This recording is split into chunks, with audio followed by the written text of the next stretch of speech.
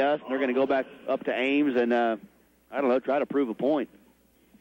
Well, Johnny Hendricks is out, one of the captains for the Cowboys, along with two of the wrestlers from Oregon State. Looks like they're heavyweight. Chris Dearman, one of those.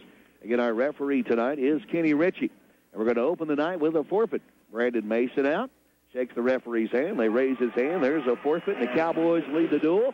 6-0. We'll go straight to 184.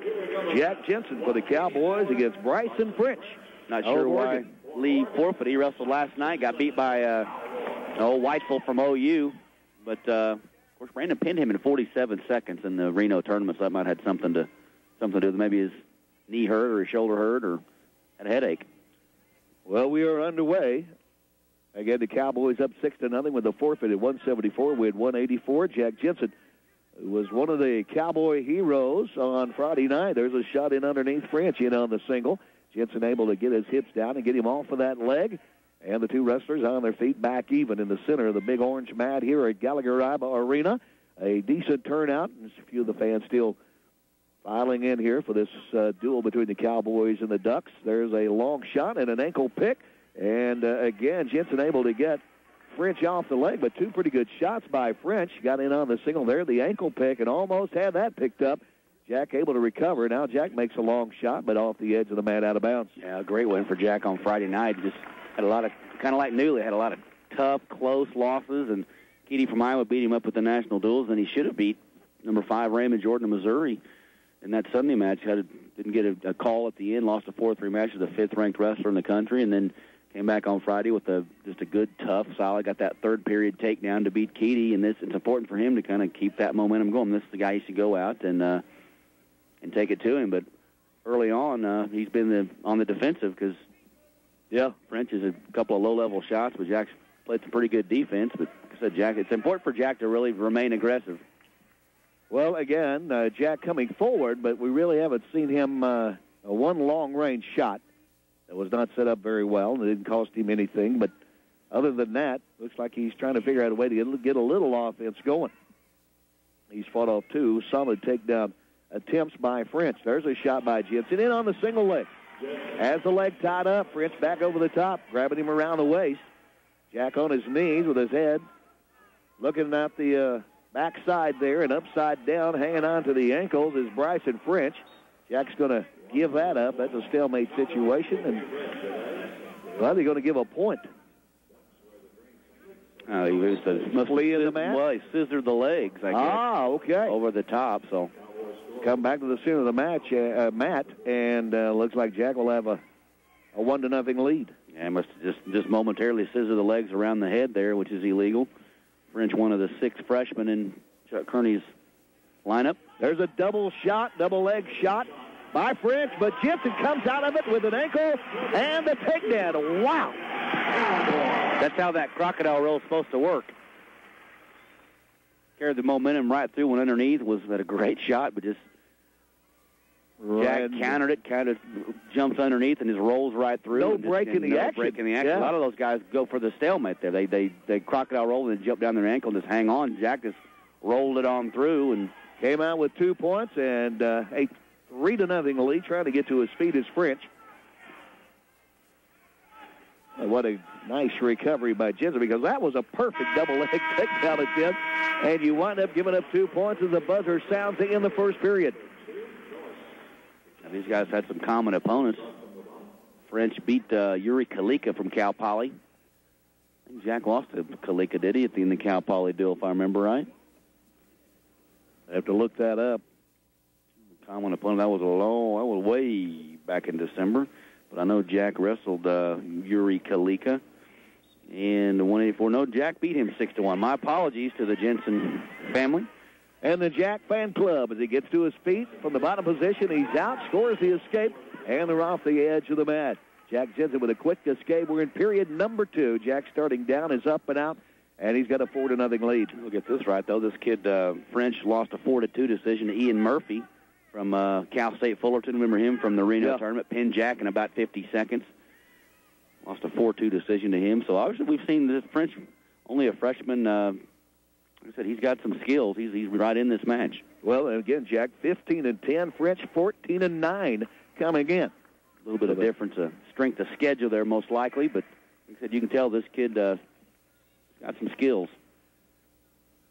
Kenny Ritchie will stop the action there, talking to Jensen about something out for that front headlock. They were tied up in the upper body. Jensen with a 4-0 lead. Riding time right now is not a factor. We're in period number 2. There's a shot by French. Nothing there. Now shoots again. Trying to shoot in on the single leg. And Jack able to get his hips down.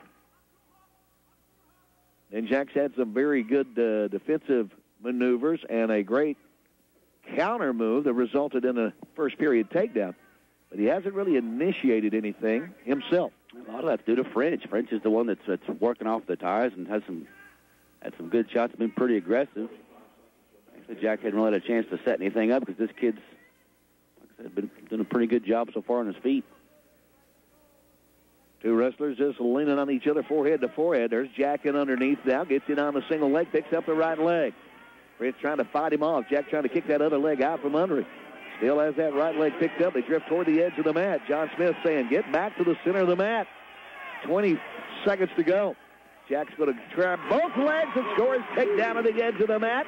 And they're outside the boundary line with 16 seconds to go in the period. A 6-0 lead. Good timing for Jack. Got hit with stalling there right before his first shot of the match, more or less. That was his first shot. Good low-level shot. Picked it up and remained patient right on the edge of the mat. Drove right through, secured the other leg, and he's in control here. We're talking about Jack going out and hammering people. I mean, Jack's just not one of those guys. I mean, he's, from Sheboygan, Wisconsin. He's going to go out and he's going to put in a day's work, and he's not going to thrill you with lateral drops and 5-point moves. That's just what he does. He's just like I said, he just kind of wrestles like a kid from Wisconsin would, I think. In the down position. As the time runs out in the second period, Bryson French, but Jack able to ride him out the rest of the way, and Jack's now got 40 seconds in his favor on the riding time clock to go with a 6-0 lead. And not as festive in here as it was on Friday, but pretty good crowd considering it's a Sunday afternoon and got your NFL championship games kicking off. It's a good little crowd here. Down position again. French as we start the third period, and he's up and he's out with the escape. Jack's got 45 seconds of riding time as he cuts him loose, and a 6-1 lead on the board. We're in the third period at 184. In case you just joined us, the Cowboys with a forfeit at 174, already up 6-0. Jensen, a low single, got that ankle picked up, but turning, kicking that leg free is French, and Jack right back in. Picks it up again, trips him to the mat, and has his takedown. Good job by Jack. It comes down to third period conditioning right here. Jack shot a great low single, but French able to mule kick that leg free, and then just as he did, Jensen right back in underneath there on the leg, picked it up, and again, a good physical, solid takedown, and he's got a 8-1 lead as they're off the edge of the mat. His riding time at 1 minute. Hasn't taken a ton of shots, but I think he's, 2 for 2? Yeah. 2 for 2 or 3 for 3? I guess he's 3 for 3 on shots. Pretty good percentage right there.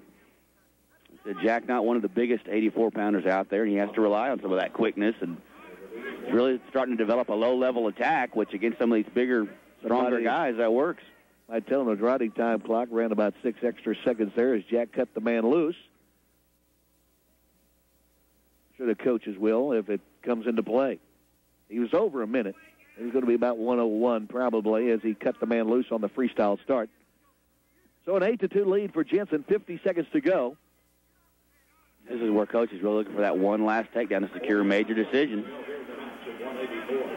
Jack Jensen of Oklahoma State, Bryson French of Oregon.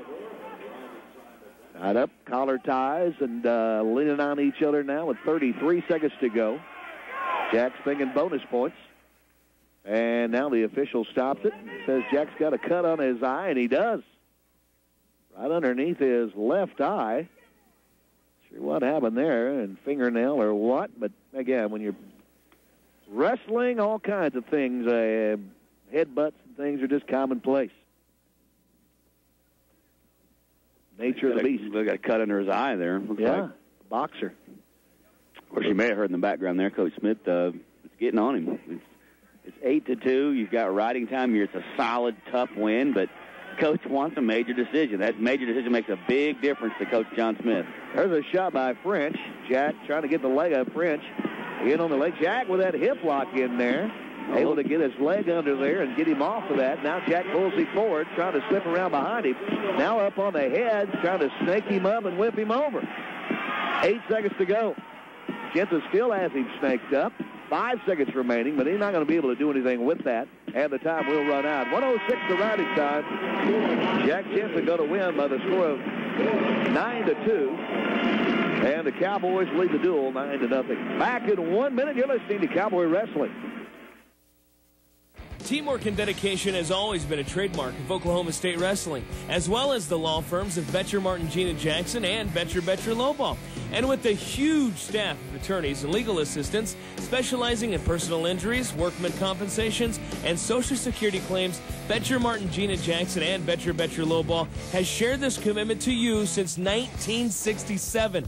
It's Betcher Martin Gina Jackson and Betcher Lowball, attorneys at law, Ponca City and Tulsa.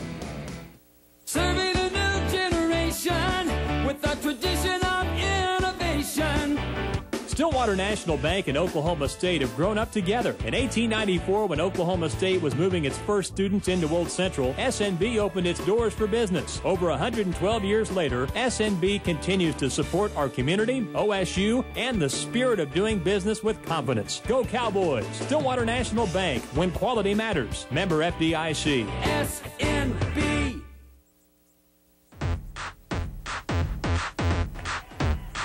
We move on to 197 pounds. Jared Shelton for Oklahoma State, 13-8 on the year against Chris Robertson, 4-15 for the University of Oregon Ducks. Cowboys lead the duel 9-0. We had a forfeit in bout number 1 for the Cowboys. Brandon Mason and Jack Jensen with a solid 9-2 win over Bryson French. Here's a double leg takedown for Jared Shelton and a 2-0 lead. I learned that by watching or wrestling with Jake Rochelt. Maybe just didn't really have the double leg, had the one leg and just kind of drove through him, but it ends up as a double leg. Just good physical position by Jared Shelton. And like I said, this is the guy. Look at the overall record and then the schedule. Jared Shelton, I mean, they're looking for bonus points here. They go off the edge of the mat with 2:06 to go first period. Shelton with a 2-0 lead.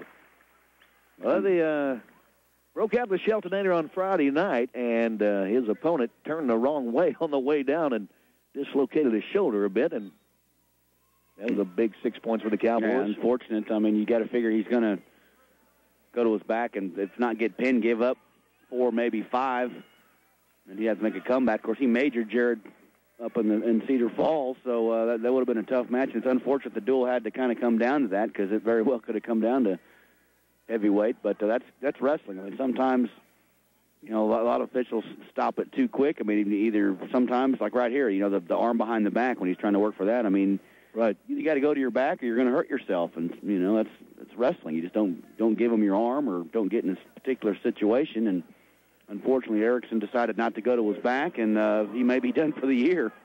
Well, Shelton get that right arm finally out from underneath there and hammer locks it across the back of Chris Robertson, and now he's trying to wrap him around the head and flip him on his back. 1:14 to go in the first period. Shelton a 2-0 lead, and he acts like he wants to try to end this one early. Again, he's got that right arm all the way across the back. Now jumps around to the opposite side.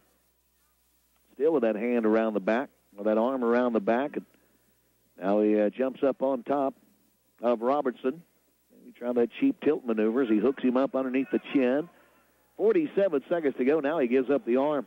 Not able to do anything with it. Robertson gets to his base, and Shelton knocks that right arm out from underneath him, right back in the bar arm, and now he's going to try to roll him over. Gets in underneath those hips and rolls him over. Got a 2 count out of it. Didn't, again, just barely held him there long enough, but it's 4-0. Shelton right back, has that arm across the back, and now there will be a point for Chris Robertson, illegal hold for Jack Shelton. Yeah, hammerlock position. Jared Shelton. That hammerlock position, you can't take it past 90 degrees, and like I said, Jared pretty physical with it, and just enough. And Kenny Ritchie, a very active official, he's in there all the time. And like I said, same thing with the near fall count. He's quick to the call. He's very attentive, and he's still in good shape, too. I mean, he gets around the mat and gets in good position and does a ton of high school stuff. And he's a good young official. Getting to his feet is Robertson. Shelton underneath trying to pick him up by both legs and runs him off the edge of the mat, and does with 7 seconds to go in the first period. Some of the cheerleaders scatter there. That was a scary moment. Right out off the near side edge of the mat, and on the whistle, Shelton grabs an ankle. Trying to ride out the rest of this period, hanging on to that ankle, and does. So a big bump on the riding time clock, and a 4-1 lead. The riding time for Jared Shelton after one period, 2:31. Sounds like a Coleman Scott first period. Get your takedown, get you a set of near fall points, and ride for about 2.5 minutes, and start down in the second period, get your escape, and start thinking bonus points. Jared Shelton in the down position, gets to his feet. Robertson has the hands locked around the waist. Shelton gets him off of the waist, but he drops down on the leg now as Jared gets his hips down. And may wind up with a reversal out of this as he's got his man flattened out, grabs his head, and slips around behind him. Shelton with the reversal. I don't know, Rex. I mean, you've seen this kid since day one, and he just, like I said, he's not one of the top 4, 5, 6 guys, but you can tell he's just getting better. He's just getting better with his fundamentals. I mean, he was kind of wild.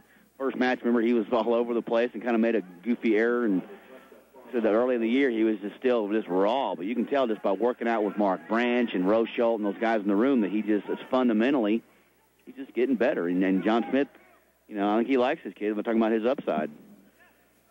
Got that arm barred up. In fact, pulled it all the way through the crotch, had that wrist barred through there, but gives that up. Robertson gets to his base. Shelton, that crab ride, trying to turn him over, and now turns him over on his back momentarily. So, heck of a scramble there. Just when it looks like Shelton might be in trouble, he throws somebody on their back. That's kind of, again, he's got those wild scramble maneuvers that seem to work out in his favor a lot of times. It's now 6-2 as Shelton gives up the escape. Like I was saying, how fundamentally sound he's starting to get much better, but that time he kind of rolled to his back and kind of went back to his old tendencies there, but had enough horsepower to nearly put his opponent on his back, but that's a situation you want to avoid. Well, a double leg takedown there. Shelton looking as good as we've seen him all year, just hitting his shots, hitting them smoothly, and boy, wrestling with a tremendous amount of confidence here. And again, this guy's only 4-15 on the year. But Shelton's been good and solid throughout. And he doesn't remind those high-risk maneuvers from time to time. Running out of time here in the second period, speaking of which, as he's got those legs laced up, scissored, and trying to turn the man over, but will run out of time. So Shelton with an 8-2 lead and 3.5 minutes of riding time as we go to the final period. Now, he had a very difficult weekend up in Cedar Falls. Had to wrestle Kurt Backus from Iowa State, who very well could win the whole thing at the end of the year. Had to wrestle Max Askren of Missouri before that, and then got a major decision by Erickson of Iowa on that second duel on Saturday, but beat Anderson from Northern Iowa, which was a good win for him. Of course, he was 3-0 at the Lone Star duels, and he's one of those guys that if you look at the weight class at the Big 12 tournament, is probably going to have to possibly upset somebody or beat a couple of guys down the stretch here to maybe get in that wild card consideration, because he's one of those guys just with the depth of the weight class at the Big 12 tournament. He's going to have to do something to get there. In the down position is Robertson, not long. Shelton didn't try to ride him, just cut him loose. So it's 8-3 with riding time, and he's not going to lose that regardless of what happens. I mean, you look at his weight class at the Big 12 tournament, you got Max Askren, you got Kurt Backus, and then you got Joe Flaggart. That's three pretty good guys. Shelton on the single, knelt to the double leg, now comes up and has the bear hug. They are side by side, and Shelton just bear hugs him, just powers him to the mat. He slips in underneath that shoulder to get his 2 points. 10-3, now 10-4, as Shelton cuts Robertson loose back to the center of the mat, third period. 1:15, the clock running. And again, here we go. They are side by side, and again, with that deep hip lock stuck in there, Shelton trying to hit one of his patented moves there to throw this man on his back. This is the move that he hurt the Missouri wrestler with the other night. He's all the way in underneath his opponent, flips him over on his back, and then winds up underneath. John Smith just rolled his eyes. Well, I think John saw him, again, going for the fall there, so it was a mistake by effort. as he was going for the downs, and it did wind up costing him 2 points, so it's 10-6. And Robertson was on his back momentarily, but he kind of used Jared's momentum to kind of roll through. Maybe he's done some scouting on the old Sheltonator there, because they went right across his back, but carried his momentum through, and now he's going to work on top. Got the left leg figure forward, and again, working up on top there, trying to figure out a way to get Jared Sheldon turned over on his back. 15 seconds to go. Sheldon's got his knees in underneath him. Both legs run in there now by Robertson, trying to flatten him out. 5 seconds. And that'll do it. 2:51 the riding time, 11-6. The decision, Jared Sheldon of Oklahoma State. Cowboys lead the duel 12-0. Back in 1 minute. You're listening to Cowboy Wrestling. Serving the new generation with the tradition of innovation. Stillwater National Bank and Oklahoma State have grown up together. In 1894, when Oklahoma State was moving its first students into Old Central, SNB opened its doors for business. Over 112 years later, SNB continues to support our community, OSU, and the spirit of doing business with confidence. Go Cowboys! Stillwater National Bank, when quality matters. Member FDIC. SNB. Hey, sports fans, this is Rex Holt, Stillwater Radio Sports Director, and I would like to invite you to check out The Game. The Game I'm talking about is our daily sports call-in show on AM 780 KSPI. Each day, Monday through Friday from 10 a.m. to noon, we talk sports with fans and special guests. Of course, we talk a lot about the OSU Cowboys and Cowgirls, as well as Stillwater and area high school sports, but we'll discuss about everything and anything and have. So listen in, call in, and let's try to have a good time on The Game. 10 a.m. to noon weekdays on Sports Talk 780 KSPI.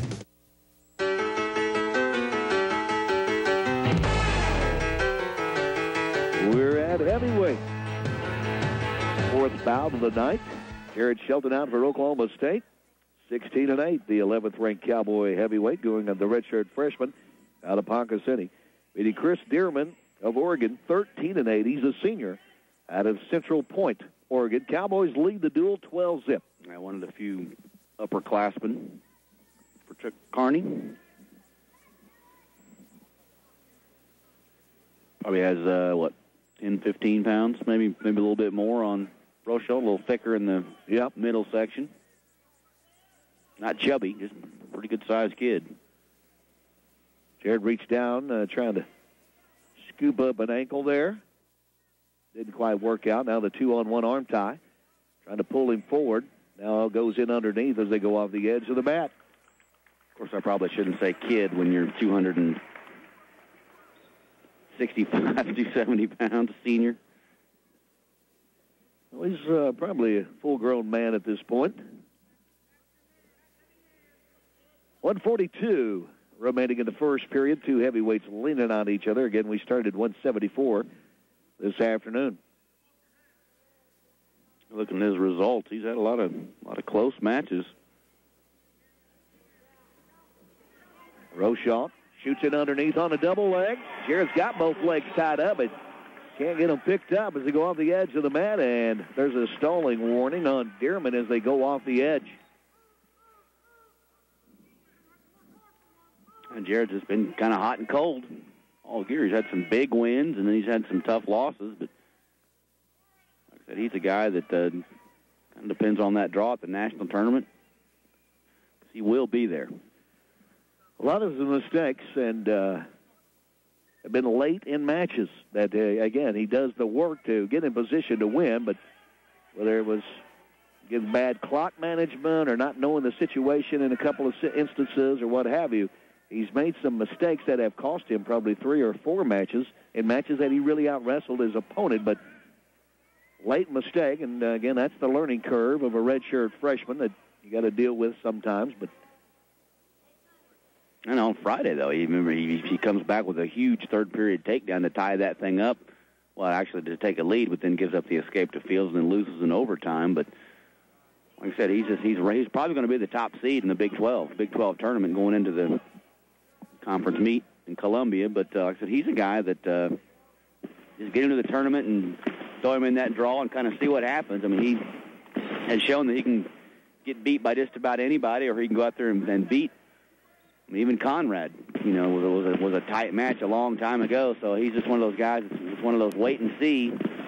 He's got that Rochelle bloodline, so you get him in that national tournament, no telling what'll happen. First period is over. 3 minutes of, again, Rochelle had about 3 attempts anyway. One really good double leg that he just couldn't quite finish off. The only thing we accomplished was a stalling warning against Chris Dearman in the first 3 minutes. So we go to period number 2. Rochelle down, and he's out. They had 12 seconds on the riding time clock. Where did that come from? And Rochelle with a good single leg shot. Now double and a takedown. Nice explosive single into a double leg and a takedown for Jared Rochelle. And goes to work on top. Ties up that right leg, and Dearman is flat on the mat. That's something we just haven't seen a ton of. I mean, he's a great athlete, and then that time he just... Well, he's jumping up trying to turn the man over on his back. Wow. Either rip his arm off or pin him, possibly. And, boy, he just grabbed that arm, jerked it out from underneath, and just started shoving it toward the back. Dearman just rolled all the way through, back to his chest. But Rochelle's acting like he's a man possessed here as he scored the takedown. He's been aggressive. Now he's got the hammer lock, got that arm pulled up across the back, posting the head with his right knee and trying to figure out a way to get this man turned over. And again, he's right up on the head of Dearman, who's got his right arm pulled behind his back, that hammer lock scenario. And Jared, again, keeping a hold of that arm as Dearman trying to get to his feet, and now the referee will stop it. Potentially dangerous situation. Went just a little bit past 90 degrees, but this is an aggressive Jared Rochelle. We haven't seen a ton of. He's kind of been cagey, and then he's wrestled good, tough matches, but at the last minute, he's really, scored his first period, got the escape to start the second, and he just went after him like it was the last 5 seconds of the match. Now he's really working hard from the top position, which is something that Jared's going to have to do. He's a smaller heavyweight, and he's just got to really wrestle hard for 7 minutes to... And this is a situation when against those bigger guys, if you can wear them out when you ride them and wear them down. He's got over a minute now, heading toward a minute and a half on the riding time clock. Rochelle again pulls that left arm out from underneath, pushes it across the back. Dearman trying to get to his base. Kenny Ritchie immediately blows the whistle and says potentially dangerous. And Ricky Stewart saying, hey, he's trying to break our arm. He's doing that on purpose, and John Smith looks across and kind of yells, he's trying to pin him. That was, with a small crowd, the arena is empty. You can hear about everything they say. There's the Granby roll and the escape. That's a move that we've seen haunt Jared Rochelle from time to time this year, and there's the late escape by Dearman, and John not happy with that. 3-1, the lead. John kind of gives him that stink eye look, and Jared actually just kind of smiled at him, just, sorry, coach. And again, Jared get hit with it. That was what the Navy heavyweight did to him twice, and once worked into a reversal and a fall. In overtime. And there's Rochelle getting switched as we're underway. Here in the second or third period, Rochelle in the top position, and Dearman hit a classic switch, reverses him, and it's 3-3. Dearman showed a little explosive power right there. That was a good switch, but Jared, he's in a battle here. This kid, like I said, has stayed right in here. When you wrestle close matches like this, like I said, you just got to be smart. Rochelle is up and out with the escape. His riding time holding at 1:22, and his lead now just a 1 point on the board at 4-3. So we are in for a good finish, it looks like, here between the heavyweights. Cowboy fans starting to make a little noise in the background. Rochelle and Dearman. Again, Jared was looked like he was in complete control. He was aggressive. He was going for it, and all of a sudden gave up the Granby, gave up the escape. Starting the third period, he gives up a reversal, and all of a sudden you got a 4-3 match. Again, the riding time at 1:22, favoring Rochelle. And Dearman just kind of hung around. Like I said, Jared's been in control, but unable to put any points on the board. What happens, you get to a third period, and the guy gets a little confidence. He got that late escape in the second, and you can tell Dearman little bit more hop in his step. 40 seconds remaining.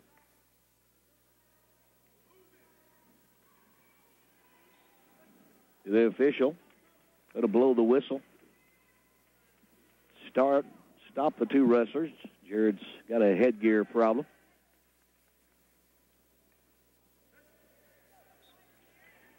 Now we're back at it. 30 seconds to go. Rochelle takes a peek at the clock. There's a shot by Dearman. Low double attempt. Now goes up top, trying to trip him to the mat off the edge. Jared's got to be careful for a stalling warning here, but his riding time secure. So Rochelle, 15 seconds to go. You need to stay in there, stay aggressive, but don't give anything up. Dearman reaching in underneath there. Rochelle, 5-team off, 5 seconds, 4, 3, 2, and 1. 1:22 the riding time, 5-3. Jared Rochelle, the winner. Cowboys increase their dual lead to 15-0. We'll be back at Gallagher Robin in 1 minute. You're listening to Cowboy Wrestling. Did you know that Chevrolet, the best-rated cars and trucks, now come with a 5-year, 100,000-mile warranty? Hi, Teresa with Wilson Chevrolet, announcing Chevy's new 5-year, 100,000-mile warranty, complete with zero deductible, roadside assistance, and courtesy transportation on all new Chevy cars and trucks. The best cars and trucks now have the best warranty to boot. Come experience business the Wilson way. You'll be glad you did. Wilson Chevrolet Jeep Stillwater. Frozen Peas has been a respected member of the community for decades. She's committed to support the growth of our children, and she's effective at lowering bad cholesterol by as much as 36%. Frozen Peas is all of these things and so much more. So this midterm election, vote for the best candidate for the job. Vote Frozen Peas for Senate. This message paid for by friends at Frozen Peas. If you're not voting, then who are you electing? To learn more, visit payattention.org, brought to you by the Ad Council.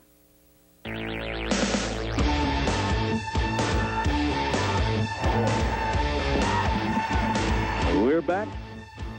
And we're back to the smallest of the wrestlers, the 125-pounders. Tyler Shin, Oklahoma State. It is Ryan Dunn for Oregon. Shin tried to hit a little high crotch or maybe a fireman's carry there, but got pretty good penetration, but didn't have it set up and backs out of it as we're underway here at 125. Cowboys lead the duel 15-0.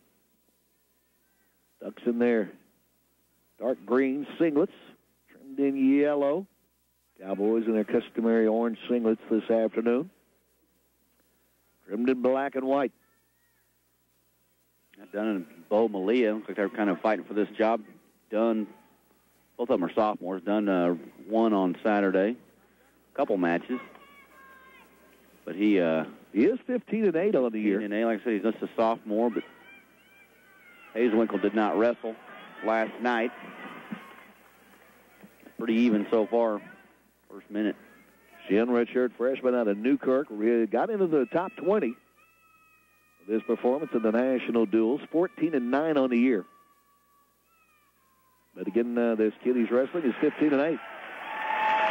There's a shot by Shin, blocked off. Now he goes upper body. Double underhooks. There's a stalling warning on Ryan Dunn, and Shin still trying to go upper body with him. Dunn shoots it underneath. They're off the edge of the mat. Now Ricky Stewart wondering what that was. It was pretty quick. It was pretty even, and then Tyler went to that double underhook and was just kind of forcing him off towards the edge of the mat. Getting Richie pretty quick with that stalling call. Ricky Stewart up and kind of scratching his head. 2 125-pounders. A little hand fighting going on, but again, Shin, some of the national duels, wrestled very well. It came back on Friday night. He wrestled horribly, just didn't win against Iowa. A guy he had beaten earlier. As he shoots it on the single leg, hitting on his backside is Dunn. Trying to step over the top there.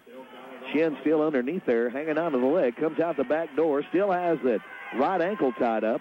Trying to get the outside leg secured. 40 seconds to go in the first period. Shin has both legs, but has not gotten the man down to the mat. Still trying to get that outside ankle. And again, he's around the waist. He's got the leg, and he's got the takedown. Finally gave up on the leg, wrapped him around the waist, and got him down to one knee and got his 2 points. That's pretty good defense by Dunn. Fighting that off for a long time. They're off the edge of the mat onto the basketball floor there. 18 seconds to go. Yeah, I think blood on somebody's shoulder. So that shows how good a weekend Tyler had up at Cedar Falls when he won 4 matches, beat Falk from Iowa, beat Olenowski from Missouri. But Falk showed Friday night that he's tough. I mean, he's also among the top 20. He came out, and after that opening 3-minute scramble we saw in the first period, Falk really took control of that match. And I think that just shows how good a weekend Tyler had up there, because tough third period win, won a match in overtime. And like I said, Falk came back very strong on Friday night, but Tyler just continues to get better. I mean, that's had the injury that kept him out for a little bit. Of course, that was over the holiday break, but like I said, he's going to be a factor in this lineup for a couple of years. Of course, Ben Ashmore in the room as well, Bishop Lynch kid, but they're going to be battling for this job next year most likely. Little blood timeout on the whistle. Shin runs the legs in. The leg in, I should say, and they're trying to work off the crossbody ride. Trying to reverse him, though. It's done. Shin, though, is hanging on to that ankle, and he'll hang on to it till the time runs out in the first period. Tyler Shin, a 2-0 lead. Cowboys again on top, 15-0. We open the duel with a forfeited 174. We got blood, another blood timeout going on here. And apparently, Tyler Shin made some sort of a cut. It looks like right at the hairline, maybe, that he's got a cut there.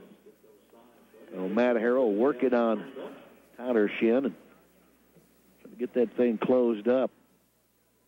Oh. Yes, you can see him grimacing out there like mom putting iodine on your owie. Like, ouch. Well, that hurts. He grimaced there, but they're trying to get that bleeding stopped and send Shin back out there. Now there's substance now that's, again, kind of like glue that they can just put on there, and it'll seal that thing up. Freezes in a hurry. Of course, Tyler from Newkirk, Ponca City. He's used to pain, probably. They're still working on him. Matt Harrell gets that cleaned up, and we'll get back at it here. Second period. Tyler Shin in the down position.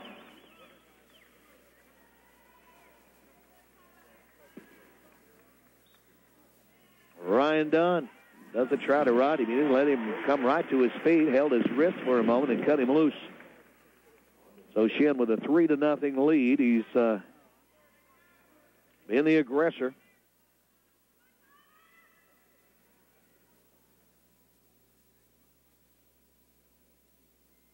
He had done right in the center of the mat. 1:35 to go, period number 2. Fans kind of quiet at the moment.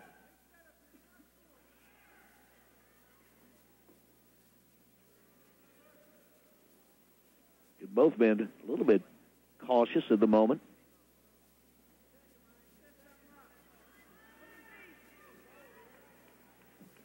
Neither guy really wants to tie up. It looks like they want to work from long range. Tyler's trying to get in there and dig in with those underhooks. Finally gets in there and gets something, but so you can tell Dunn doesn't want to get in there and get wrapped up too much. He wants to work long range. And still with that wrap on that right hand that he injured in Reno. There's a shot underneath on the single. It's done. Shin able to get his hips down, gets him off of the leg. Now the front headlock by Shin, trying to keep the man on the mat and slip around behind him, trying to reach back and grab an ankle. Almost got around there, still with that front head and arm locked up. As they hit the mat, Shin grabs him around the waist, kicks around behind him, gets him on the mat, scores the takedown. Well, that's just solid technique right there. Eric Guerrero was particularly proud of that maneuver there. Shin's got another takedown, a 5-0 lead. Got the legs run in, but done a little set-out move. Now trying to reach up, grab the head of Shin and pull him off the top. Shin, though, able to keep him locked up around the chest. Get back on top and ride out the rest of this period, and he will. Now, Guerrero wasn't bad with that Man gets to your leg, you sprawl, you get him off your leg, boom, you grab that front headlock, and you dump yourself to your butt, put your head in their armpit, and just slowly work your way around the side. It's just basic counter technique, and Guerrero was pretty good at it, and Shin showed he's been paying attention to his coach. Third period. Final 2 minutes in the down position. Ryan Dunn of Oregon comes to his feet. Shin reaches through the crotch, trying to pick him up. Now as they hit the edge of the mat, Dunn gets his hips down and trying to reach back, grab an ankle, does, and he's trying to get around behind Shin now, and does for the reversal. Off the edge of the mat. Shin. Blood time again. Got a little more blood on his head, on his arm. I was going to say, this match is far from over. Dunn, obviously a kid that you're going to see at the national tournament. Probably going to finish among the top 4 in the Pac-10. Like I said, you can tell he's got some skills, and it's a matter of Tyler just out-wrestling him so far, but good move there by Dunn to get the reverse and tighten this match up. But again, I think of all the Cowboy wrestlers we talked about, Jarrett Shelton, we kind of like the way he's going. Jack Jensen, you hope those guys are going to break through. But I think this has been the first guy, Roger, that's really, you kind of feel like he's broken through. Now he needs to get better. But you kind of feel like he has made the move up the ladder there to that next level. He still has a ways to go. But the way we've seen him wrestle the last couple of weekends, you just feel good about the progression that he's making and his ability maybe to make some noise when in March when it counts the most. He's helping out with the escape right there to make it 6-2 after the blood timeout. And we're off the edge of the mat. And Shin and Dunn, a little extracurricular as Tyler got called for a stalling warning there. There's Dunn shooting in on the single. Crocodile roll back in underneath Shin, trying to get the leg tied up, but Dunn will wind up with a takedown. And now he'll cut him loose. So 7-4. Dunn right back in on the single leg. Shin with a hip lock stuck in. Playing a lot of defense here. He reaches down, grabs the ankle. And they go off the edge of the mat. Shin rolling over, grabbing his right leg now with 1:05 to go. Dunn's got a little bit of confidence. He's gotten that leg pretty easy the last couple of times.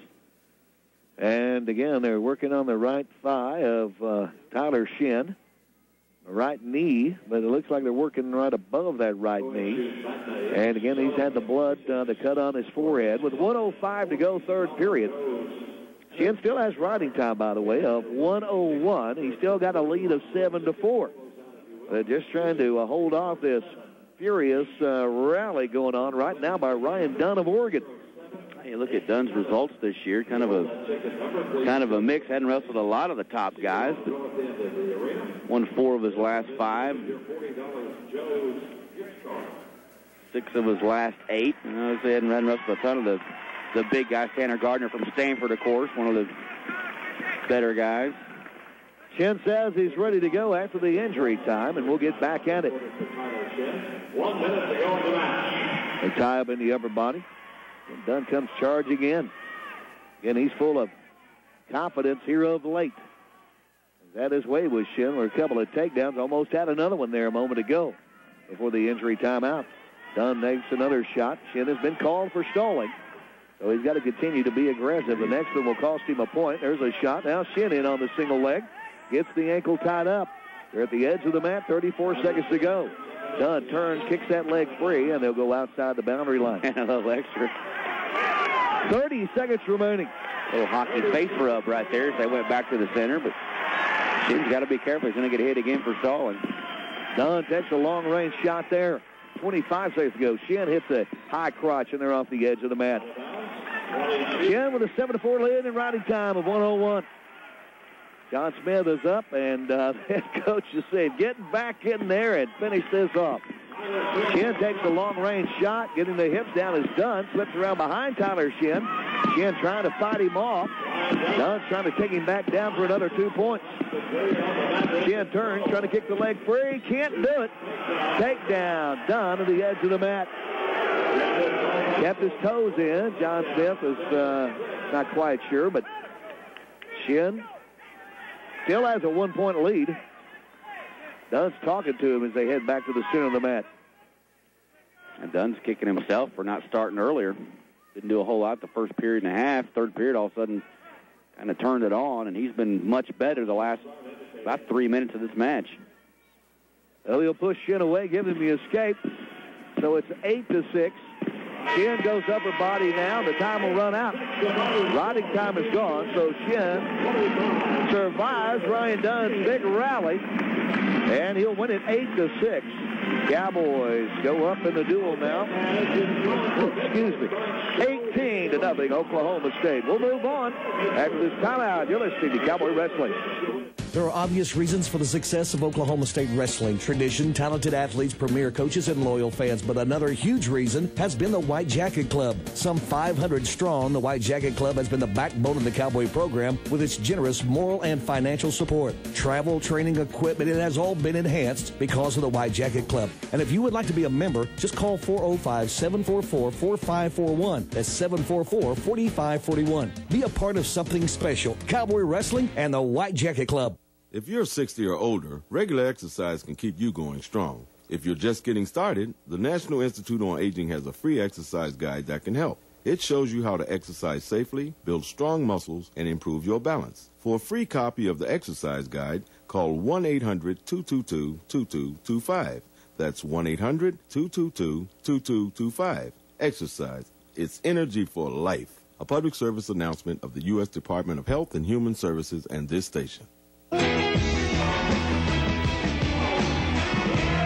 Rexo, Roger Moore back with you from Gallagher-Iba Arena. The fans making a lot of noise as we get ready to move to 133. And got a little fan competition going on at the moment. Stick with us as we wrap this one up this afternoon. We'll have our C-Star Management Star of the Day. And remember, Howard Offlager and the president of C-Star Management, former OSU wrestler, invites you by his offices here in Stillwater, 304 South Duck, to check out what they can do for you at C-Star. Whether you need to buy, sell, or you need someone to manage your property, C-Star Management can take care of all of those needs. So remember, C-Star Management in Stillwater, 377-8740, 377-8740. And in the Oklahoma City area, 405-949-1404. That's 949-1404. Why pay more? The best still remains. C-Star Management, sponsor of our Star of the Day. We're underway at 133. Fifth-ranked Cowboy Coleman Scott, 18-3 on the year and on a single leg against Joey Lucas, a senior out of Hillsboro, Oregon. Coleman again 18-3. Lucas 9-10 on the year as we are just past the halfway point of this duel. Cowboys leading it 18-0. Coleman has that right leg picked up. Lucas bouncing on his left leg and trying to get Coleman give up that right one, but Coleman still has it up in the air. Hip lock stuck in by Lucas. Coleman trying to get a better lock on that leg and picks it up a little higher. Lucas still with that hip lock in there. Coleman trying to kick the other leg out from under him. Not able to do so yet. Now steps inside, tripped him to the mat. Tried to kick it one way. Now they just kick it out, tripped it out from under him, and drive him to the mat for the takedown. Coleman's got a 2-0 lead. Coleman had a great first period against Gallinakis from Iowa on Friday. A couple of big-time double-leg takedowns, and then kind of put it on Cruz. Some of that was due to Gallinakis. Very tough individual, ranked among the top 15. Lucas, this is a kid, senior, that you might see in the first round of the tournament or the second round or somewhere down the road. He's an experienced kid, been at 125, 133, but a match that obviously Coleman Scott heavily favored in. Coleman in underneath the shoulders now with that figure four around the waist and trying to get Lucas turned over. That cheap tilt-type maneuver off the ride to get him pick up some back points. We're inside of a minute to go, first period. And Coleman's working on a minute of riding time after the initial takedown here at 133 pounds. Stalemate call by the official. H2O Sports Unlimited is your place for wakeboarding and water skiing gear. H2O Sports Unlimited at Stillwater, 8002 West 6th, 8002 West 6th. Call them at 405-533-BOAT, 533-BOAT, or check them out on the World Wide Web, H2OSportsUnlimited.com. One of the many fine sponsors of Oklahoma State Wrestling. 2006 and 2007. Coleman Scott, the first move, runs that right leg inside, working off the crossbody with 28 seconds to go, over a minute in riding time and counting. On his knees right now is Joey Lucas of Oregon. Coleman has that right leg tied up, draped across his back.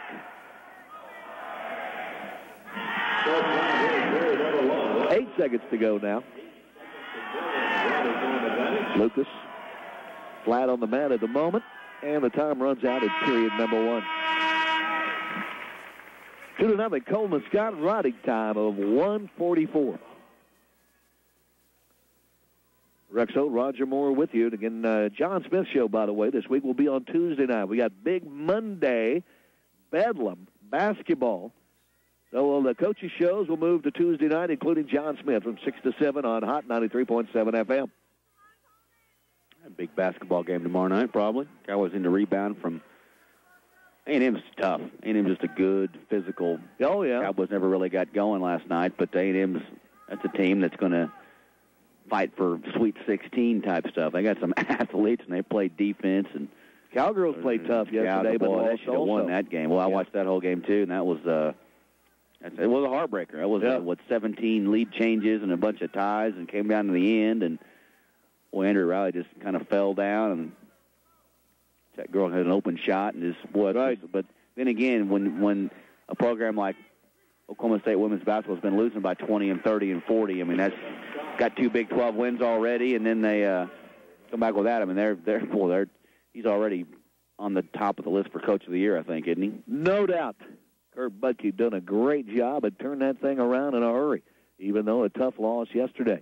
And there's the escape for Coleman Scott as he's up and out. Lucas tried to ride him for just a while, but never really got him broken down flat.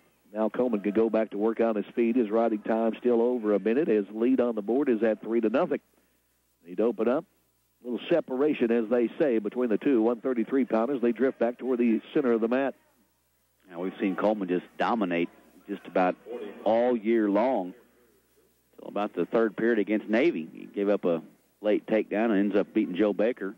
Tough kid, like 9-3, and then not a good performance at the national duels. I'm not sure if Coleman's kind of bringing it back, thinking about what's ahead or whatever. But like I said, he's kind of gone back to that kind of slow workman-like style that he started his career with.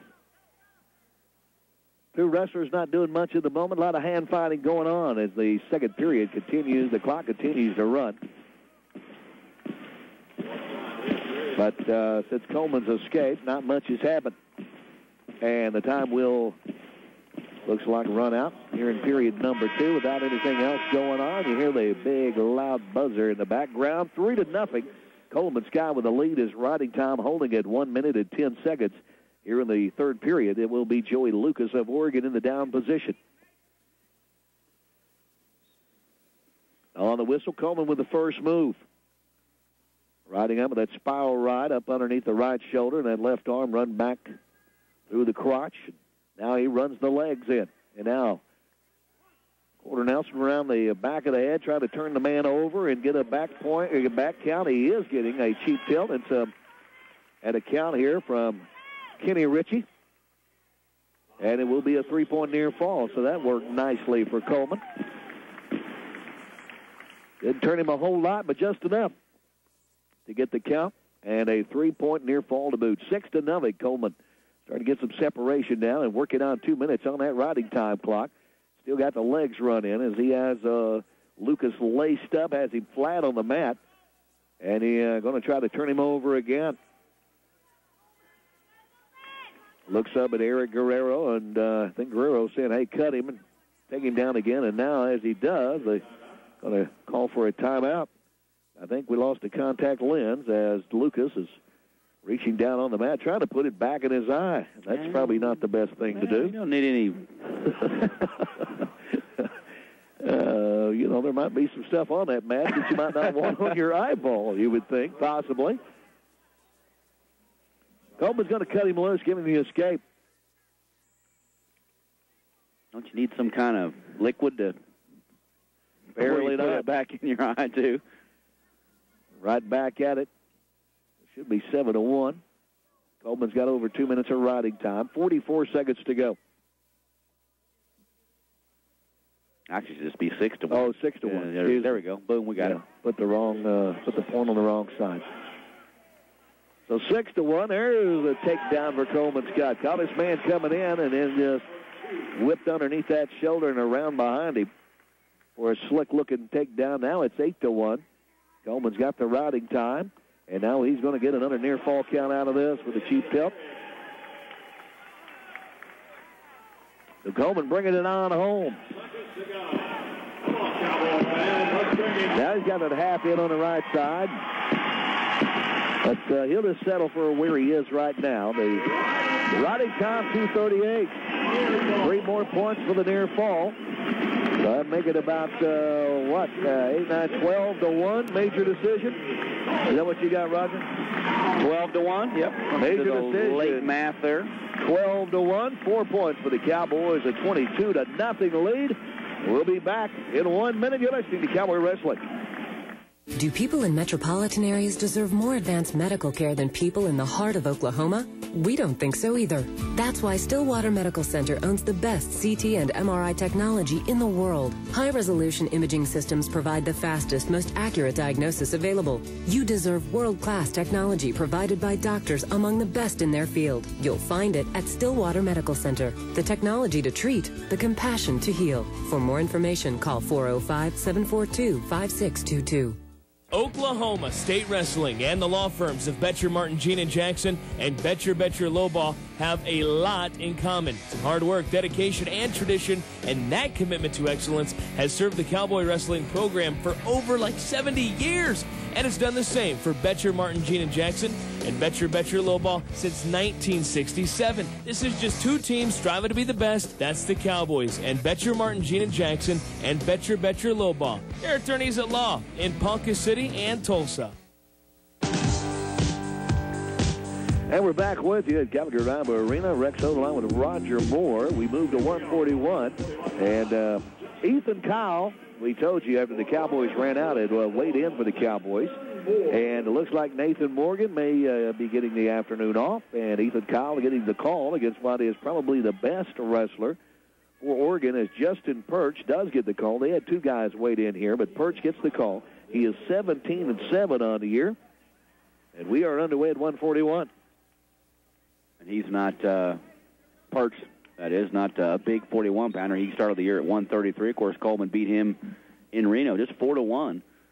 But he's bumping up to 141, so Kyle not out-muscled here. Of course, Ethan's Johnny on the spot. Some injuries, and he's gotten the call. Of course, last year went to the Big 12 tournament, nearly qualified for the national tournament. So Ethan is 11-5 this year, and again, of course, got some time while Nathan was on the mend with his knee injury after that Bedlam duel as they go off the edge of the mat. So 11-5 on the year. Again, Perch 17-7. Cowboys lead the duel 22-0. 4 bouts to go. We started 174 this afternoon. 2 wrestlers tied up in the upper body. Perch lost to Daryl Vasquez from Cal Poly 6-2, so I'll give you a little bit of an indication of his talent level. We know Vasquez will flat get her after it. Little head snap there. He got Kyle on the mat, but Ethan able to grab the elbows, stay square with his opponent. Perch not giving him any advantage to get around behind him, at least not at this point. Stalemate called by the official, Kenny Ritchie.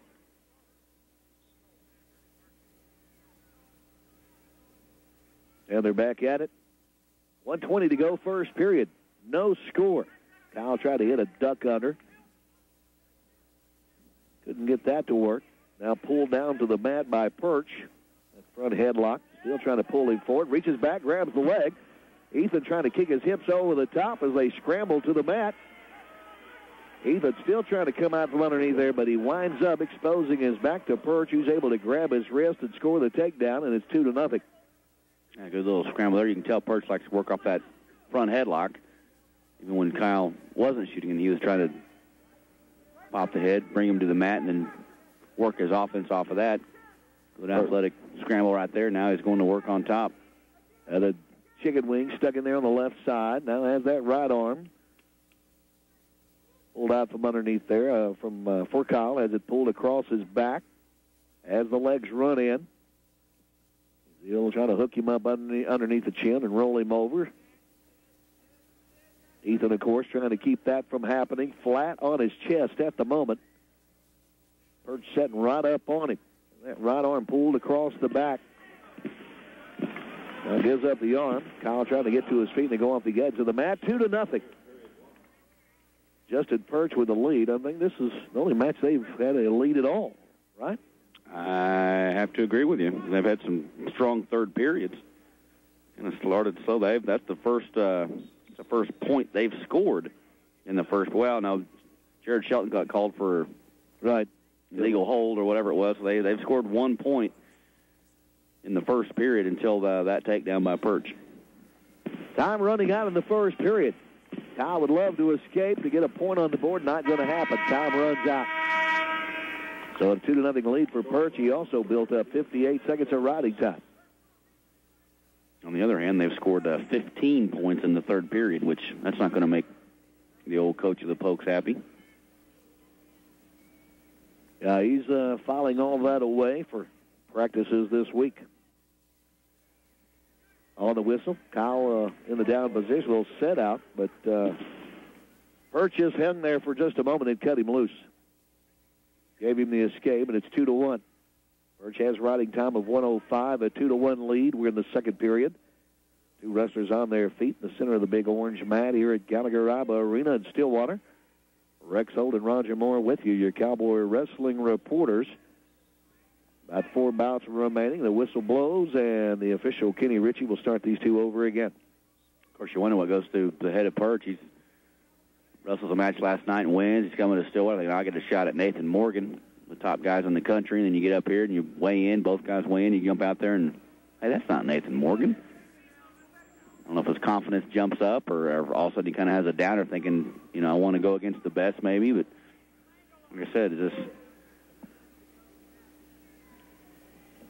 tough to think what's going through his head when you're getting motivated, you're getting fired up. I got to wrestle this, All-American, and probably didn't sleep that well last night thinking about that. But Perch working on that front headlock, almost got around behind Kyle again, but Ethan able to get out in front, stay even with the guy. Didn't allow him to, again, get around behind him and grab an ankle or what have you. So both men on their feet. Second period, 35 seconds remaining. Perch of Oregon with a lead, 2-1. Riding time holding at 1:05. But again, a takedown by Ethan Kyle out of St. Charles, Missouri, the Cowboys senior. And this one would completely change because you feel like right now, of course, that Perch is... there's Kyle in on the single leg. Gets in on that right leg. Perch hits the mat, now turns back into Ethan Kyle. Ethan's got that right leg tied up, but no leverage at the moment. As Perch able to get his hips down, trying to fight him off. Reaching back over the top and wraps him around the waist. Kyle laying in underneath his opponent, hanging on that right leg, but time will run out before he can do anything with it. And that'll end the second period. 2-1, Perch leading. Yeah, good, solid, low-level single-leg attack from Ethan, but once he got there, he kind of froze just momentarily and let Perch kind of gather himself and get his hips back and turn back into him and just basically work off the last 10 seconds of that period. So you get to that single leg, you got to keep moving and change levels and complete the takedown at this level. Perch in the down position. We start the final 2 minutes. He gets to his feet. Ethan picked up one leg and hung on him momentarily, then just cut him loose. Back to that same front headlock again. And in on the single leg, picking up the left ankle is Perch. Ethan Kyle with a hip lock stuck in, trying to get off the edge of the mat, as kind of doing the splits out there. And right now, no takedown, but Perch has that left leg tied up. Ethan got a hip lock stuck in, and Perch reaches up, grabs his head, now trying to cradle him up. And Perch trying to get those hands locked on the cradle. He does have the hands locked. We can see from our vantage point.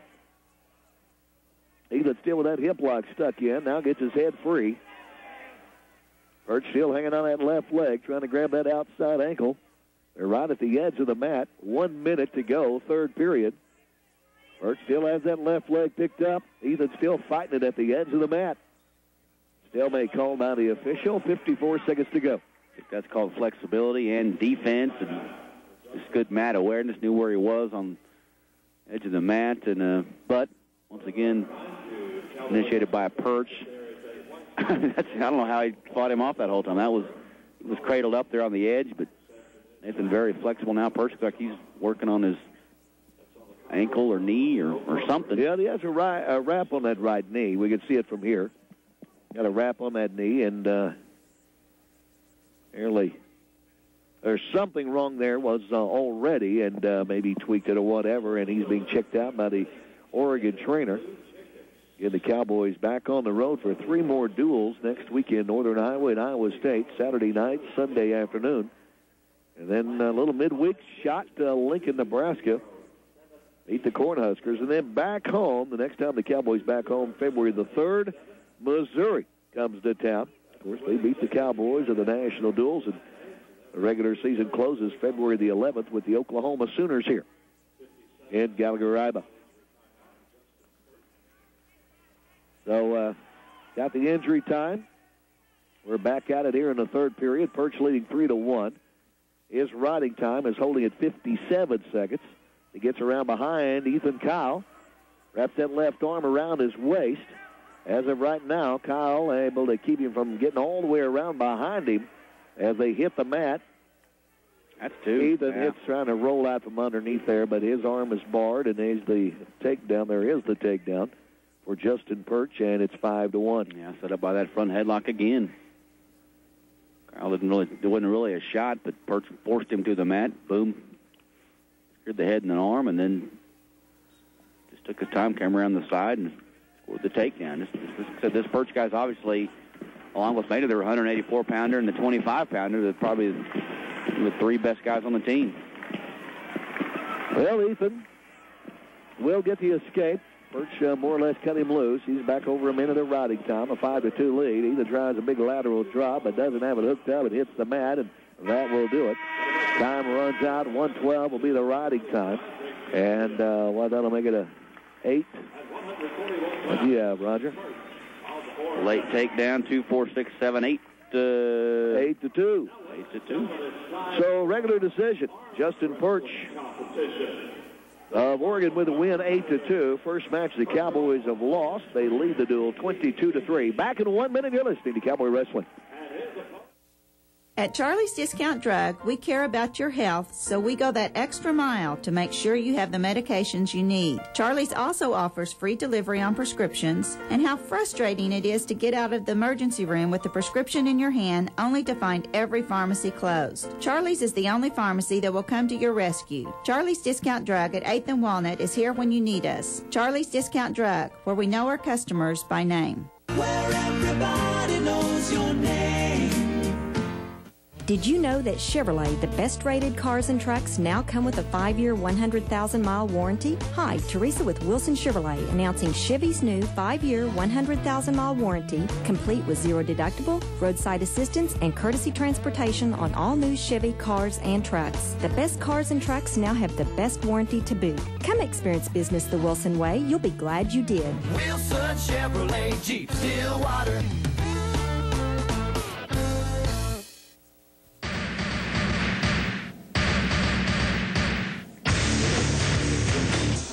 So Roger Moore back with you from Gallagher-Iba Arena. We move on to 149 pounds, and it's B.J. Jackson getting the call for the Cowboys.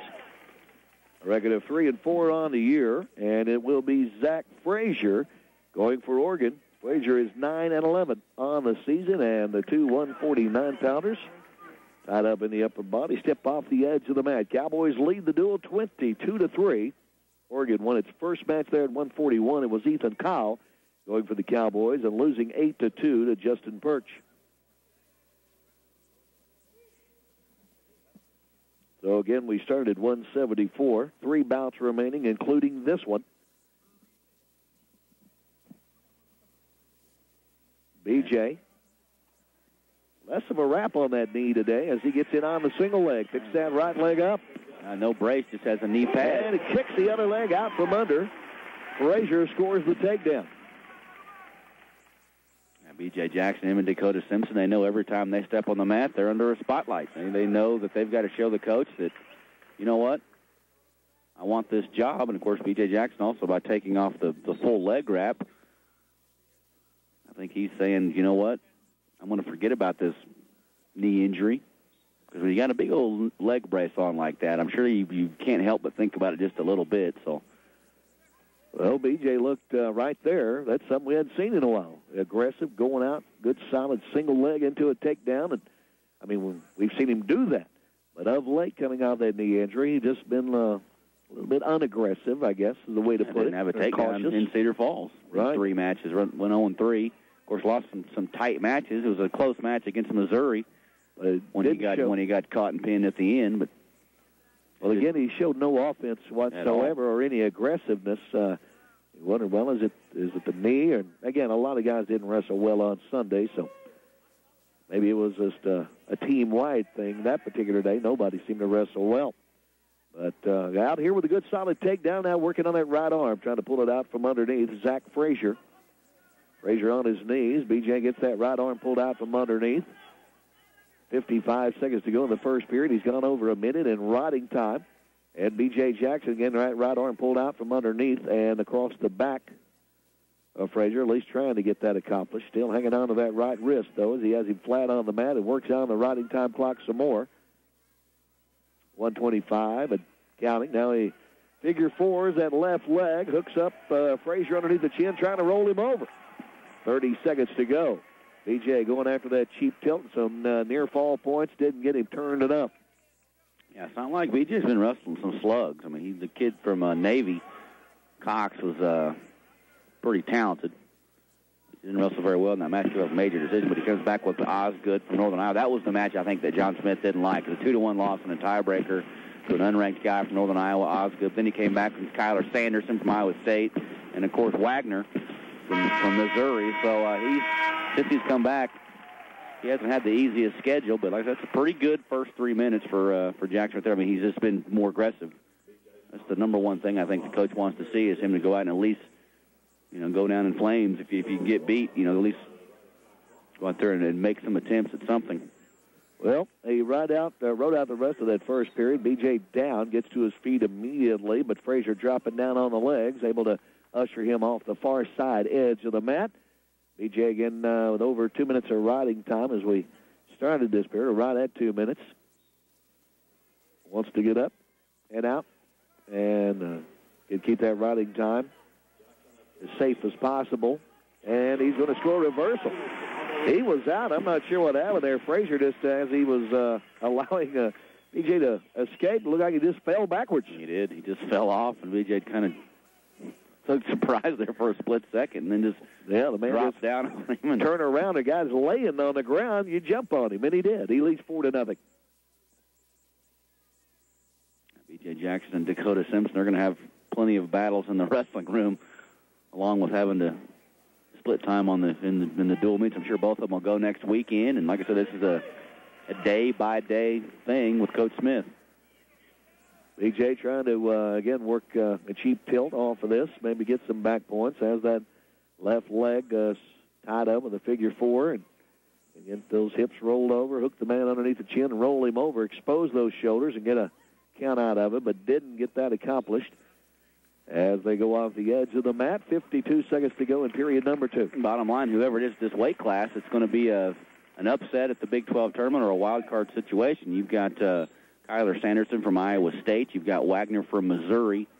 And, of course, you've got Storniolo from OU. So whoever is at this weight class is going to have to upset somebody or win some matches down the stretch here to get in that wild card conversation, because Cowboys, this is the one weight class where they haven't had a full-time starter during the season. Of course, Ryan Freeman wrestled a lot in the early season, so this is a weight class where the Cowboys have some work to do if they're going to make it to Auburn Hills. B.J. gave up the ankle there to Frazier, fought him off, had that knee, this good knee, kind of twisted around a little bit, but the official got him out of that predicament with a potentially dangerous. Now B.J. in on a single leg, has the right leg tied up. Hip lock slapped in by Frazier, trying to fight him off. B.J.'s got that right leg picked up in the air, now has both ankles and has his takedown. 9 seconds to go, second period. B.J. had to move up off those ankles a little bit and ride out the rest of the period, and he will. Holding a 2:50 riding time to go with a 6-1 lead. And again, B.J. Jackson, a good solid match so far this afternoon. Now, don't get crazy here. This isn't Dustin Schlater or one of the guys we're going to see in Auburn Hills. He's just a freshman in a match that B.J. Jackson should be doing this. But like I said, I agree with you. He's at least being more active, and he's going after some stuff. Another takedown there. Gave up the escape to open the period and didn't try to ride Frazier, but right back on the attack and more or less a bear hug. Got in underneath the armpits, got around behind his man, and forced him to the mat. So an 8-2 lead for B.J. Jackson, and there's the escape now as he lets Frazier go again. Frazier, a little front headlock there, but B.J. hanging on to those elbows, gets a stalemate called, and had an 8-3 lead over 3 minutes of riding time, so he cannot lose that. Only bonus points today for the Cowboys, other than the forfeit, of course, which was worth 6. That came at 133. Coleman Scott, a major decision. There's a shot in on the single leg, and grabbing that ankle is Frazier. Switches off to the double leg and the takedown. So Zach Frazier showing signs of life with a double leg takedown with 1 minute to go. Yeah, that's an explosive attack. He doesn't seem to be in trouble, but like I said, there's not a ton of separation on the scoreboard. He's got a lot of riding time, but boom, one takedown, and Frazier right back in this thing. Frazier runs that right leg in on B.J. Jackson to the edge of the mat, and now he's trying to figure out some way to work some back points out for the cross body. They'll go off the edge of the mat. Once again, the coach just scratches his head. He's trying to make a decision, and B.J., Dakota didn't wrestle poorly on Friday, but showed that he's going to have to develop some other things besides the old high flyer. Lost the match there, and B.J. wrestling very well here until gives up that late takedown, but here he comes back. So bad shot, actually, and a counter by B.J. Jackson for the 2 points as Frazier kind of overextended himself, but a good job by B.J. to keep him on the mat and able to post him, get around behind him, and score the 2, and now B.J. will cut him loose. 19 seconds to go. There's another bad shot. B.J. almost able to get around behind Frazier again as they go off the edge of the mat. 14 seconds remaining. Now 11-6. It's important for B.J. here to get this last takedown. That major decision is puts a star by her name, according to the head coach. B.J. on the single leg. Boy, could not finish it off. Had that right leg tied up. Didn't finish off, and now a shot in underneath. Frazier gets in on that right leg of B.J. Jackson. B.J. gets his hips down. The time runs out. 2:48 the riding time, and it will be a 12-6 decision for B.J. Jackson of Oklahoma State. Cowboys increase their lead to 25-3. We'll move to 1:57 in 1 minute. You're listening to Cowboy Wrestling. Serving a new generation with a tradition of innovation. Stillwater National Bank and Oklahoma State have grown up together. In 1894, when Oklahoma State was moving its first students into Old Central, SNB opened its doors for business. Over 112 years later, SNB continues to support our community, OSU, and the spirit of doing business with confidence. Go Cowboys! Stillwater National Bank, when quality matters. Member FDIC. SNB. There are obvious reasons for the success of Oklahoma State wrestling: tradition, talented athletes, premier coaches, and loyal fans. But another huge reason has been the White Jacket Club. Some 500 strong, the White Jacket Club has been the backbone of the Cowboy program with its generous moral and financial support. Travel, training, equipment, it has all been enhanced because of the White Jacket Club. And if you would like to be a member, just call 405-744-4541. That's 744-4541. Be a part of something special. Cowboy Wrestling and the White Jacket Club. We move to 157 pounds, final 2 bouts of the night, and Newly McSpadden out for Oklahoma State, the sophomore out of Veneta, meeting Kyle Bounds of Oregon. Bounds, a redshirt freshman out of Vancouver, Washington. McSpadden 14-11 on the year. Bounds with a even 13-13 mark.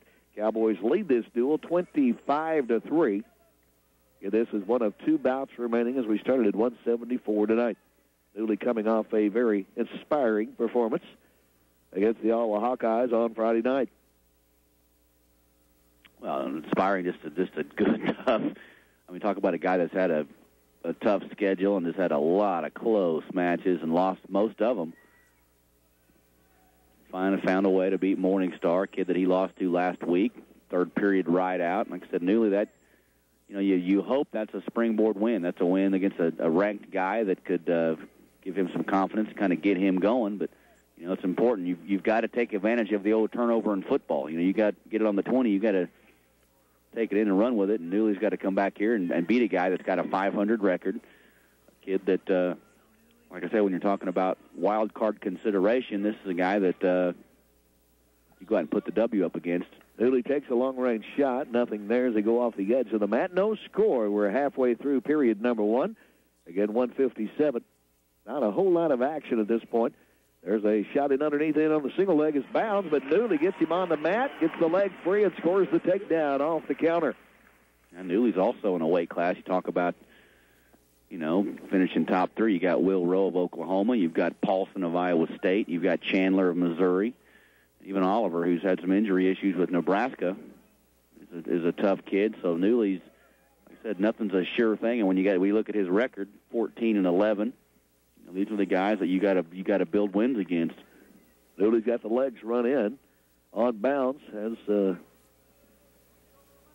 both legs run in momentarily. Now kind of a figure 4 around the waist as he's working up around the head of Bounds underneath those shoulders, trying to hook something up, but still may call by our referee, Kenny Ritchie. Back to the center of the mat, first period. Newly McSpadden, a 2-0 lead. Yeah, broke a 4-match losing streak on Friday night. Newly with that spiral ride, gets that arm barred on the left side. Now gets Bounds flat on the mat. Like that, a 5-match loser. He lost to Navy. It's an overtime, a disappointing loss there. We're kind of scratching our heads. Lost in overtime to a kid that probably should have beat, and then lost 4 straight to, tough. I mean, Moses Fay from Northern Iowa is tough. Paulson's tough. Chandler's tough. Morningstar's tough. Came back and beat Morningstar on Friday, so I said good for Newly. You got to be kidding me. Of course it's great to get a win. I mean, I talked to him Friday night, and you could tell he was just like, man, right, I won a match. I mean, it just feels good. I don't care how I did it.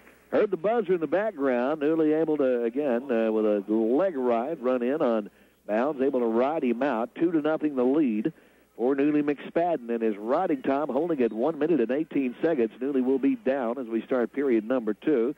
Bounds grabs his right ankle just as the period gets underway, but Newly right back to his feet, breaks the lock of the hand, scores his escape, and makes it 3-0. His riding time still holding at 1:10. As we're underway in period number 2. 2-on-1 arm tie up there by Bounds, but and they're just leaning on each other ear to ear, and not a whole lot going on at the moment. They just drift back toward the center of the mat. There's a little spin move. That doesn't work. Well, maybe I've seen it work once in my lifetime. Worked in high school a few times, the old 360, and then shoot back in underneath, get your guy mesmerized by your pirouette. Exactly. You shoot in underneath for the double leg takedown. Off the edge of the mat, 1:05 to go, second period. Not a big setup. I think it's more about deception. Have the guy going, what was that? Blew me right. You're on his leg. Distract him enough that you're able to shoot a single or a double. There's a stalling warning on Bounds, just as Newly makes a long-range shot. Now trying to make sure he doesn't give anything up. Not a real good setup there by McSpadden, but again, Bounds has not been able to do anything off of that front headlock, but Newly gets keeping a hold of those elbows, stays out in front of his man, and gets the stalemate called. Newly in good shape at the moment, 3-0 lead, 1:10 riding time. We're at 35 seconds to go in period number 2. Bounds pretty well put together and just kind of staying in that square stance and just kind of tying Newly up. Probably going to get hit again here any moment. Newly makes a shot. Not enough penetration to do anything with it. 15 seconds to go, period number 2.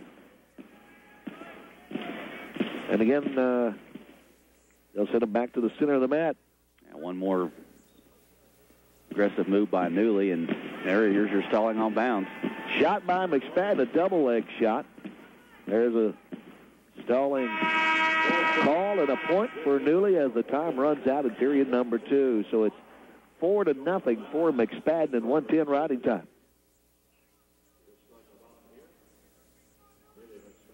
And no complaints from the coaching staff at Oregon.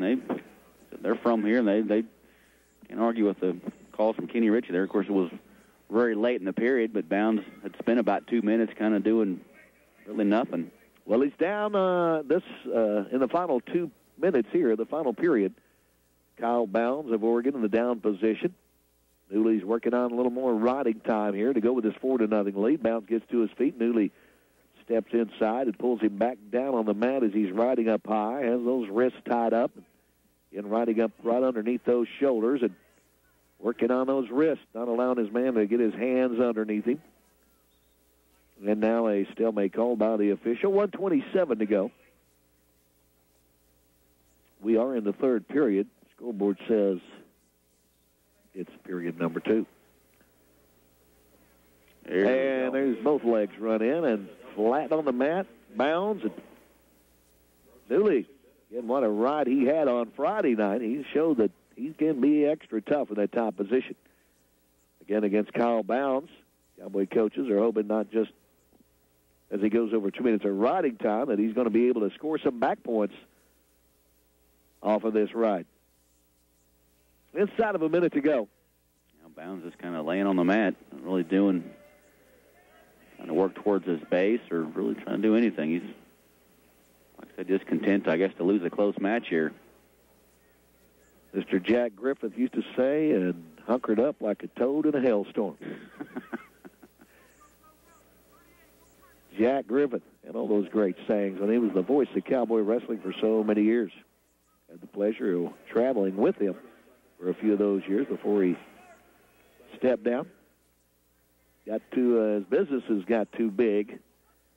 Had to go to. That worked out pretty good. Yeah, that worked out well for him and for me. I got to do Cowboy wrestling then. I was just a puppy at that time. I'm an old, crusty old veteran now as he really continues to ride it out. Over 3 minutes of riding time, and Bounds hadn't even got his knees under him of late. So he didn't hit him for selling it all in that third period. 3:10 riding time. McSpadden dominates. 5-zip.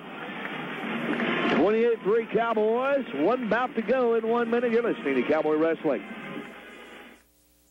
Carla Knight is on a crusade to stamp out bad breath. And as a pharmacist at Tiger Drug, she has recruited many to join her in her cause. If you would like to talk to her about it, stop in and bring a Tic Tac to Tiger Drug, 9th and Walnut. A trip to Tiger Drug is like a trip to the Midway. Let Craig Stone guess your weight. Carla Knight wrestle a real alligator handbag. Or marvel at Neil Conkey, the world's tallest midget. Ring the bell and win a prize at 9th and Walnut. Teamwork and dedication has always been a trademark of Oklahoma State Wrestling, as well as the law firms of Betcher Martin Gina Jackson and Betcher Lowball. And with a huge staff of attorneys and legal assistants specializing in personal injuries, workman compensations, and Social Security claims, Betcher Martin Gina Jackson and Betcher Lowball has shared this commitment to you since 1967. It's Betcher Martin Gina Jackson and Betcher Lowball, attorneys at law, Ponca City and Tulsa. Final battle of the night, Oklahoma State and Oregon of the afternoon, I guess. Cowboys lead the duel 28-3, and here comes the number 1 ranked Cowboy, Johnny Hendricks, out to close it out against Jake McCoy, a true freshman out of Eagle Point, Oregon. 9-8 on the year, meeting the undefeated 22-0 Johnny Hendricks, who's been going through the top 10 at his weight class here for the last couple of weeks, including Friday night, but winning them all. And we'll see what he can do against a true freshman out there to wrestle the 2-time national champion. Johnny hits a duck under, single leg, around behind the man for the takedown, and immediately pushes him away. Johnny in the middle of a 44-match win streak. Not bad. Not too shabby. Breaks your old record, I think. I think I had maybe... There's a takedown for Hendricks again. Hadn't got it yet. Excuse me. Got all the way around behind the guy, but finally, with that tight waist, strips him to the mat, scores the takedown. They're off the edge, 4-1, as Hendricks gives up the escape. Johnny, 115 career wins, currently tied with Tyrone Lewis, Stephen Schmidt, and Chris Pendleton for 14th all-time at OSU. Of course, right here is a takedown to his back. Johnny caught him in with the underhook, and basically with one arm just threw him to his back, and then laid on him, got the back points out of it, and immediately as he got to his feet, Johnny didn't really have anything else hooked up, just had an underhook, and basically just whipped the man to his back, and then laid on him before the man could scramble back to his feet, get off his back. Now Johnny with a fireman's carry gets in underneath there and scores the takedown. And off the edge of the mat as he cuts him loose again. It's all Johnny Hendricks, 8-4. Just a little clinic so far, which is about what is expected. I mean, Johnny deserves a break. Like you said, he's run through the top 10 the last couple of weeks. Two wrestlers. Tough win after tough win. Yeah.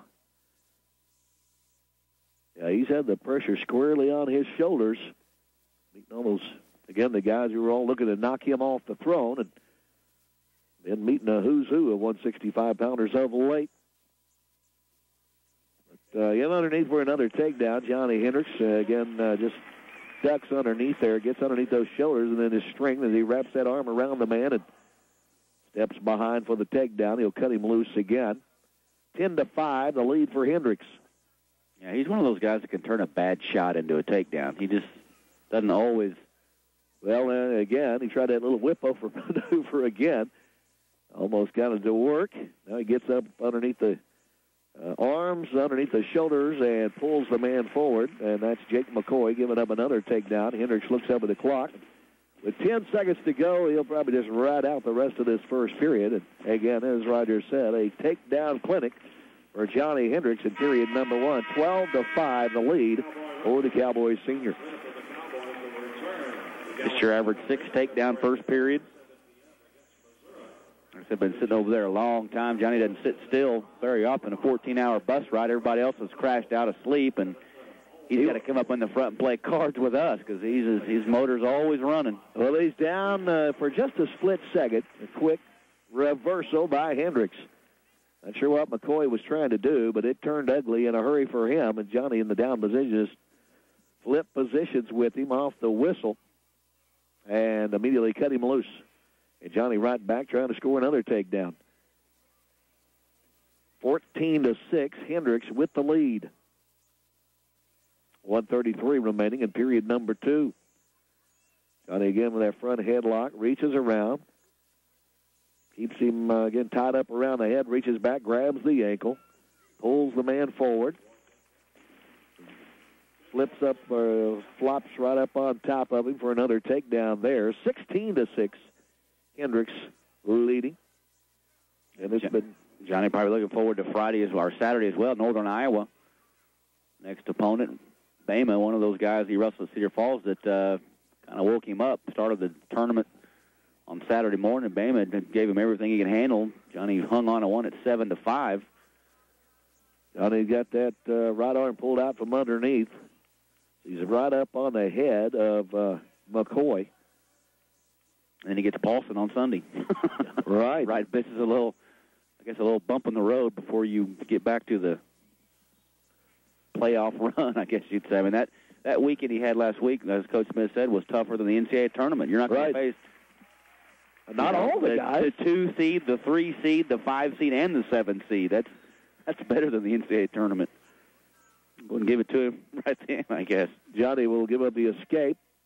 We're inside of 30 seconds to go in period number 2. He's dominating to the tune of 16-7, and he's over a minute in riding time. There's a double leg takedown for Hendricks. 18-7. Johnny takes a glance at the scoreboard. He thinks this will be enough for the second period anyway. Riding time to 1:40 and counting. And that'll do it for period number 2. 18-7.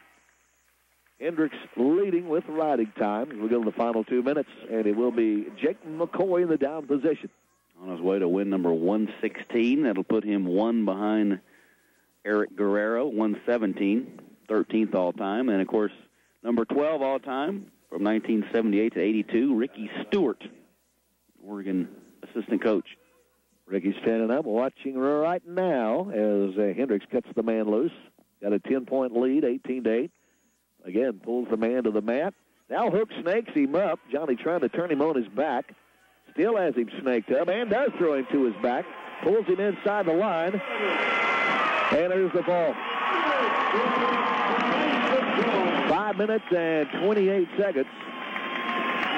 So Hendricks finishing it off with a fall. The Cowboys